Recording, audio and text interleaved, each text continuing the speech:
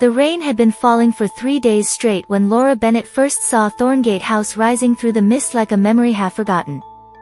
It stood at the end of a winding gravel drive on the outskirts of Edinburgh, its Victorian Gothic silhouette dark against the bruised November sky. Turrets and gables crowned the structure in irregular patterns, and the windows, tall, narrow, and numerous, stared out like eyes that had witnessed too much and forgotten nothing. Laura killed the engine of her rental car and sat for a moment, listening to the rain drum against the roof.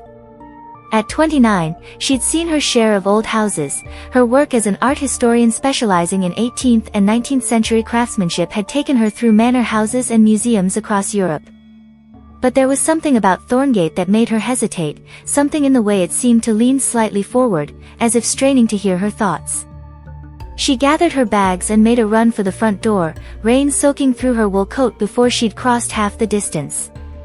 The key, sent to her by the estate agent 3 weeks prior, turned smoothly in the lock, and the door swung inward with a low groan that might have been the hinges or might have been the house itself exhaling after holding its breath too long. The entrance hall was vast and dim, its walls paneled in dark wood that absorbed what little light filtered through the storm. And everywhere, covering every available surface, mounted on every wall, standing on every table and mantel, were clocks. Dozens of them. Perhaps hundreds.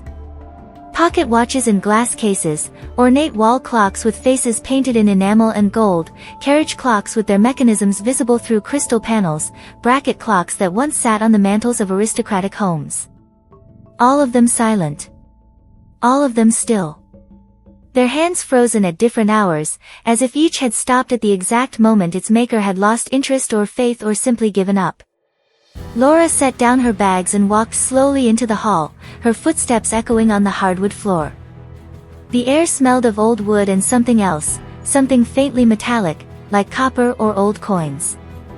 She ran her fingers along the nearest clock, a beautiful piece with a moon-phase dial, and felt dust thick as velvet beneath her touch. The estate agent's letter had mentioned the clocks.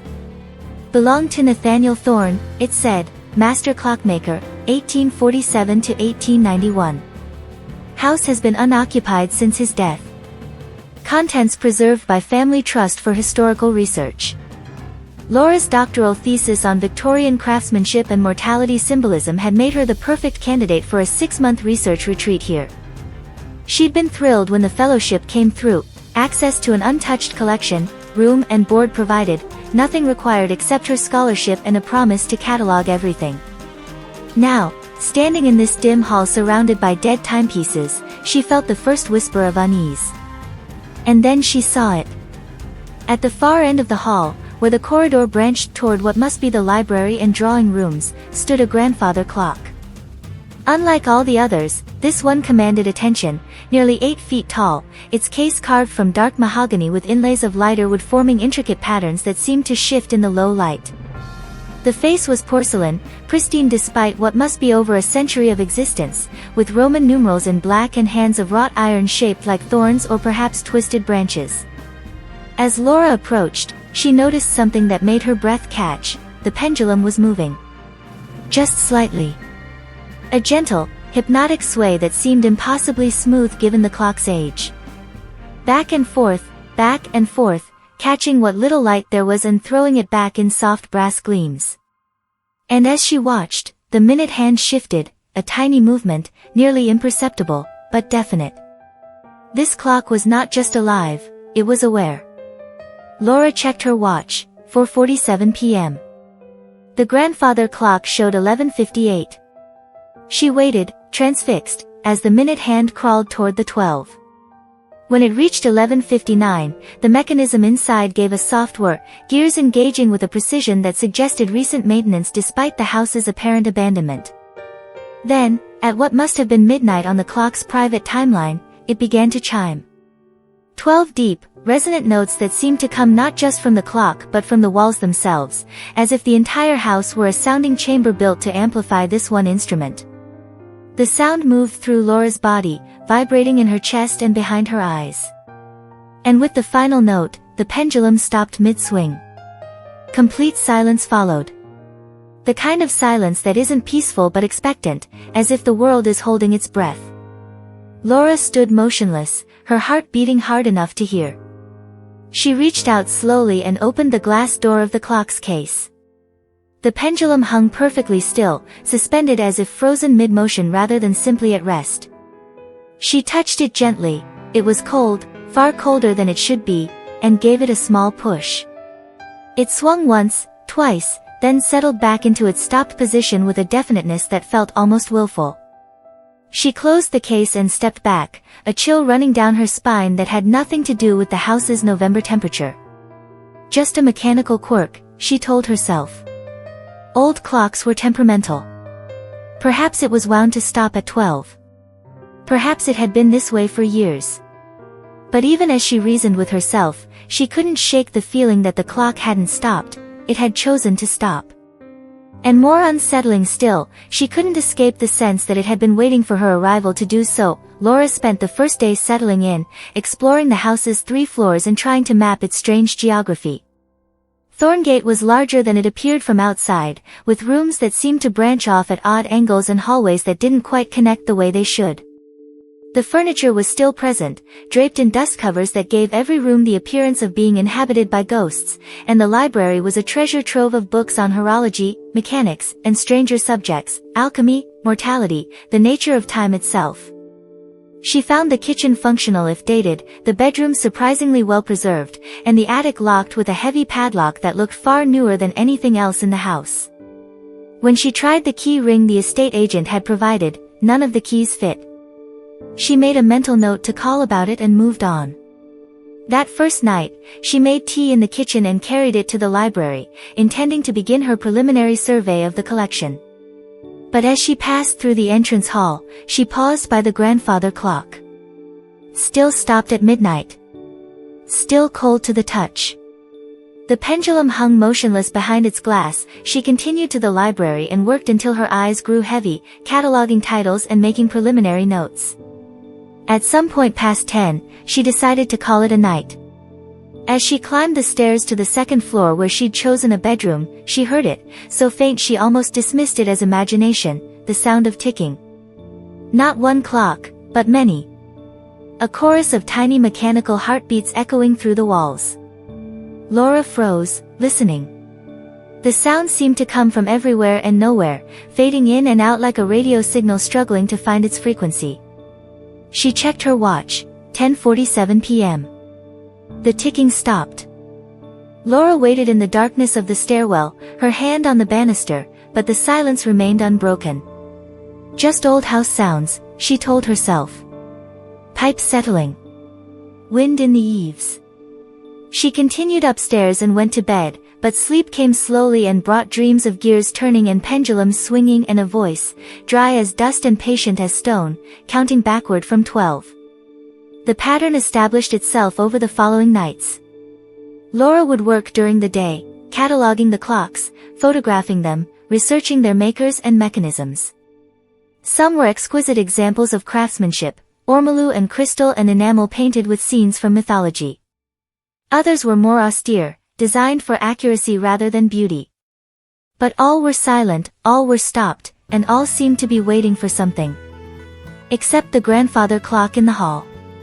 Every night, exactly at midnight according to Laura's watch and phone, the grandfather clock would chime 12 times.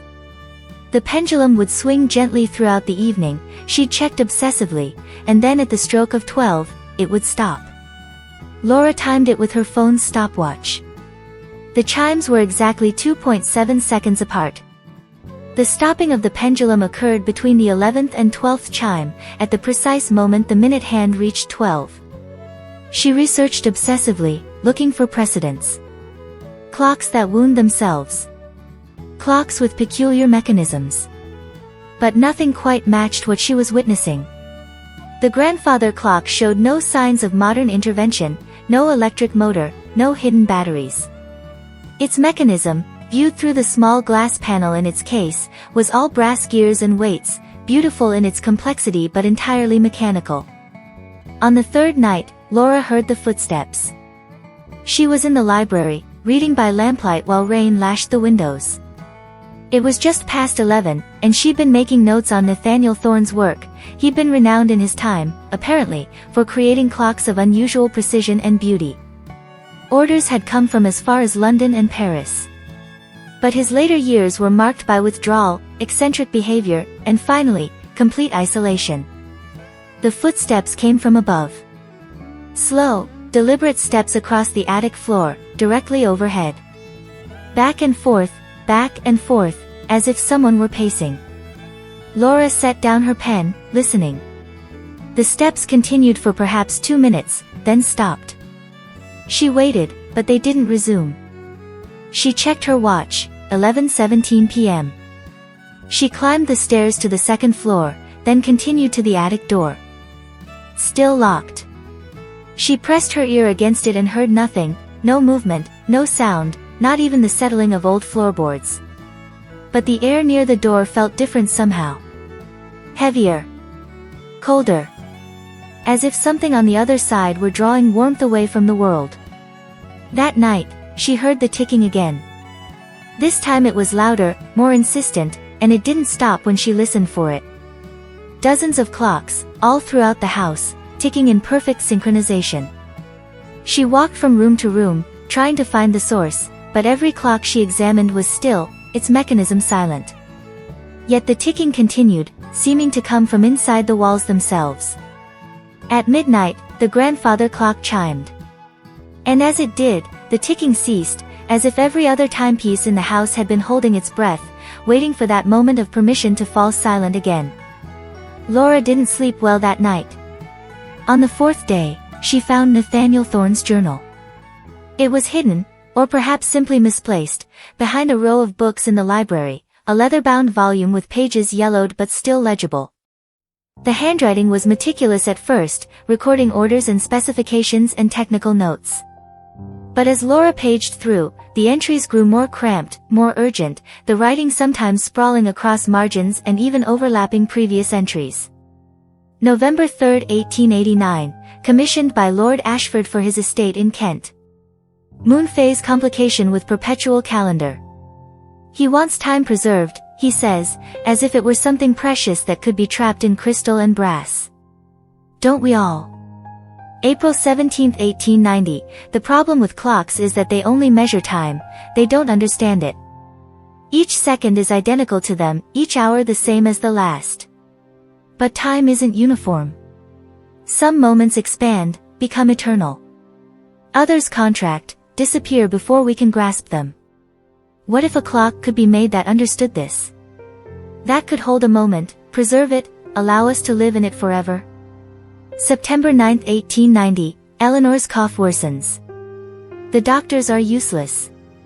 They speak of her time as if it's already decided, already used up. But what if time isn't linear? What if the seconds yet to come could be borrowed, added to the seconds that remain?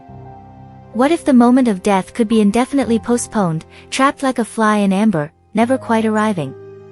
December 31, 1890, I am close. The mechanism is nearly complete. A clock that doesn't just measure time but commands it. Every gear calculated not just for accuracy but for influence. The pendulum's swing marks not just seconds but possibility. If I can trap the moment of midnight, the transition from day to day, the point where time resets, I can perhaps trap any moment. Hold it. Preserve it. Stop Eleanor's clock before it strikes its final hour. The entries stopped there. Laura flipped through the remaining pages, all blank except for the last one, which held a single line in handwriting so shaky it was barely legible. Some doors, once opened, cannot be closed. Some moments, once preserved, demand to be lived again and again and again. Laura sat back, the journal in her lap, her heart racing. She looked around the library at the hundreds of silent clocks and understood suddenly what she was seeing. These weren't just Thorne's work, they were his failures. Attempts to create what he'd finally achieved in that grandfather clock in the hall. The clock that stopped at midnight. The clock that had somehow, impossibly, worked, she needed to see it again. The grandfather clock stood as it always had, its presence dominating the entrance hall. Laura approached slowly, as if it were a sleeping animal that might startle. The pendulum hung motionless. The hands pointed to midnight. And there, barely visible in the brass of the pendulum itself, she saw something she'd missed before, an inscription, engraved in letters so tiny she had to lean close to read them. Eleanor Thorne. 1849 to 1891, forever at midnight. Laura's blood went cold. She checked her watch, 7:34 p.m.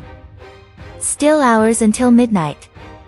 But suddenly she didn't want to be in the house when the clock struck 12. Didn't want to hear those chimes. Didn't want to see what might happen when time stopped and something else, something preserved, something trapped, might wake. She went to her bedroom and tried to work on her notes, but concentration was impossible. The journal's entries kept running through her mind. Eleanor Thorne, Nathaniel's wife. Daughter. And she'd died in 1891, the same year as Nathaniel. What had he done in those final months? What had he created? And more importantly, what had it cost him? The hours crept by with agonizing slowness. Laura checked her watch obsessively, 9:15. 10:03, 11:27. The house was silent around her, but it was the silence of held breath, of anticipation. At 11:45, she heard it again, the ticking. Loud now, insistent, coming from everywhere. And with it, something new, a sound like whispered breathing, or perhaps wind through a distant corridor. Laura stood frozen in her room, listening as the sounds grew louder.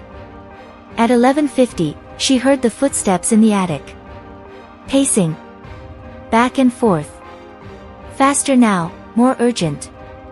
At 11:55, she heard her name. It was barely a whisper, more breath than voice, but unmistakable, Laura. Coming from the hallway. Coming from the direction of the grandfather clock. At 11:58, every light in the house went out. Laura fumbled for her phone, its screen casting a weak blue glow. She stood in the darkness of her bedroom, heart hammering, as the ticking grew to a crescendo. She could hear her own breathing, rapid and shallow, and underneath it, that whispered voice again, Laura. Come see. She didn't want to. Every instinct screamed at her to stay in her room, to lock the door, to hide under the covers like a child afraid of the dark. But something else, curiosity perhaps, or the scholar's need to understand even when understanding might destroy, drew her forward. She opened her bedroom door and stepped into the hallway. The darkness was absolute except for her phone's light. She moved slowly, one hand on the wall, feeling her way toward the stairs. The ticking was deafening now, each tick impossibly loud, echoing through her skull. And beneath it, voices, dozens of them, whispering words she couldn't quite make out. At the top of the stairs, she looked down into the entrance hall. The grandfather clock stood in its place, but now it glowed with a faint, sickly phosphorescence. The pendulum was moving, not swinging but vibrating, shuddering back and forth as if trying desperately to break free from its mechanism. And the hands, which had been frozen at midnight for days, were moving backward, ticking counterclockwise with increasing speed. Laura descended the stairs slowly, her phone held before her like a talisman. As she reached the ground floor, she could see that every clock in the hall was now glowing with that same unhealthy light. And they were all moving, not forward but backward, unwinding, returning to some point before time began or after it ended. She checked her phone, 11:59. The grandfather clock's hands spun wildly now, racing backward through hours and days and years.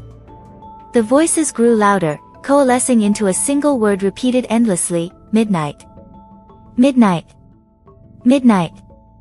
And then, with a sound like a bell cracking, the hands stopped. Both pointing straight up. Both at 12. Laura looked at her phone, 12 a.m. The grandfather clock began to chime. But this time, it didn't stop at 12. 13. 14. 15. The chimes continued, each one deeper and more resonant than the last, shaking the house to its foundations. Laura felt them in her bones, in her teeth, in the hollow spaces of her skull. And with each chime, the air grew colder, the darkness deeper, until she could barely see the phone in her own hand. At the 20th chime, the glass front of the grandfather clock swung open. Laura watched, frozen, as a figure emerged from within, or perhaps had always been within, trapped in that preserved moment Nathaniel Thorne had tried so desperately to create. It was a woman, dressed in Victorian clothing, her face pale as porcelain and just as perfect. Her eyes were open but unseeing, her lips slightly parted as if she'd been caught in mid-breath and held there for over a century. Eleanor Thorne. Forever at midnight. The figure turned slowly, mechanically, until its eyes, now seeing, now aware, fixed on Laura. When it spoke, its voice was the ticking of 1,000 clocks, the unwinding of countless springs. He promised me forever. He gave me midnight. Every midnight. Every night. Trapped in the moment between living and dying, never quite one or the other. Do you know what forever feels like when you're frozen? Do you know what eternity is when every second is identical to the last? Laura tried to back away but found she couldn't move. Her body was locked in place, as if she too had become part of some vast mechanism, just another gear in an impossible machine. Eleanor moved closer, her movements jerky and strange, as if she were remembering how to walk. He thought he could cheat death by stopping time. But time doesn't stop, it just circles back. Again and again. Every midnight, I wake. Every midnight, I remember dying. And every midnight, he winds the clock again, keeping me here, keeping us both here, in this moment that never ends. She reached out, her hand impossibly cold, and touched Laura's cheek. But you came. New time. Fresh time. Time that still moves forward. If I could just... Her fingers tightened, and Laura felt something begin to drain from her, as if her own time were being pulled away like water through a crack. With desperate effort, Laura wrenched herself free and stumbled backward. Her phone fell from her hand, its light spinning across the floor. In that moment of illumination, she saw him, Nathaniel Thorne himself, or what remained of him, standing in the doorway to the library. He was transparent, barely there, caught between the clock's mechanism and eternity. Don't, he said, his voice the whisper of dust. Don't let her. If she takes your time, she'll be free, but you'll be trapped.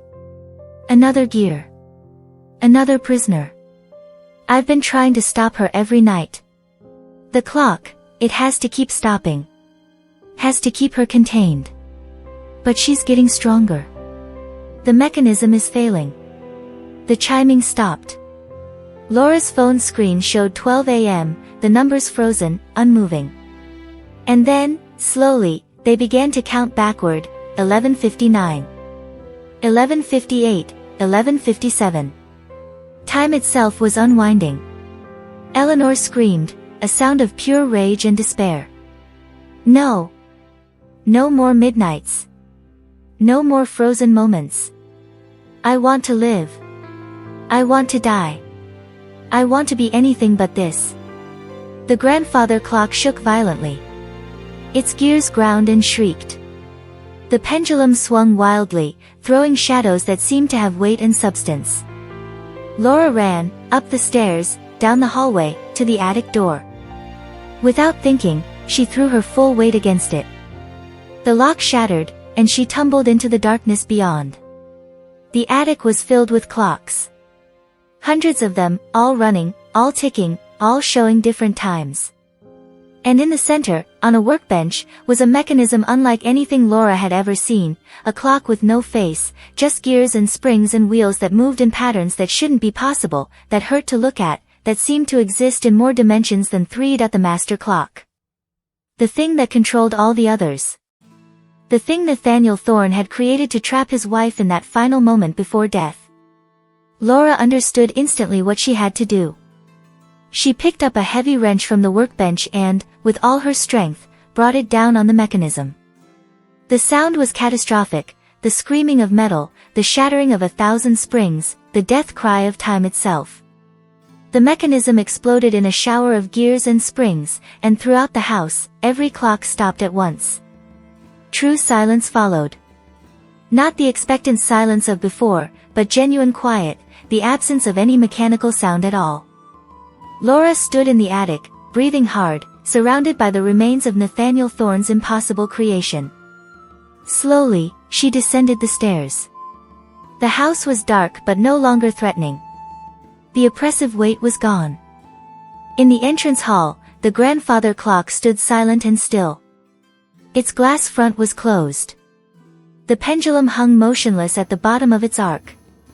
And on the floor before it, as if they'd been there all along, were two bodies, ancient, desiccated, but finally at rest. Nathaniel and Eleanor Thorne, freed at last from the mechanism that had trapped them beyond death. Laura's phone screen flickered back to life, 12:01 a.m. time moving forward again. She gathered what she could in the darkness, her notes, her laptop, a few belongings, and left Thorngate House before dawn. She called the estate agent from her car, told them she couldn't continue the research, cited personal reasons. They were disappointed but understanding. She never went back. The house was eventually sold to a developer who gutted it completely, turning it into luxury flats. The clocks were auctioned off, scattered to collectors around the world. The grandfather clock, its mechanism mysteriously damaged beyond repair, was purchased by a museum in London, where it stands in a corner of the horology collection, a beautiful but dead thing. Laura finished her doctorate but changed her focus, moving away from Victorian craftsmanship to safer subjects. She doesn't wear watches anymore. She keeps her phone's clock display turned off. And she never, ever stays awake past 11:30 p.m. Because sometimes, in the quiet moments before midnight, she still hears it, faint and far away, but unmistakable, the sound of ticking. And she knows that somewhere, in some house she'll never visit, some clock she'll never see, something is still counting down. Still measuring. Still waiting for the moment when time stops and something else begins. Some clocks don't just tell time, they decide when it should end. And some moments, once preserved, can never truly be destroyed. They just wait, patient as the grave, for another midnight. Another mechanism. Another soul who thinks they can trap forever in brass and glass and cold, mechanical hearts. Be careful what you wind. Be careful what you stop. Because time remembers. And time, when finally freed, collects its debts. Be StoryWise.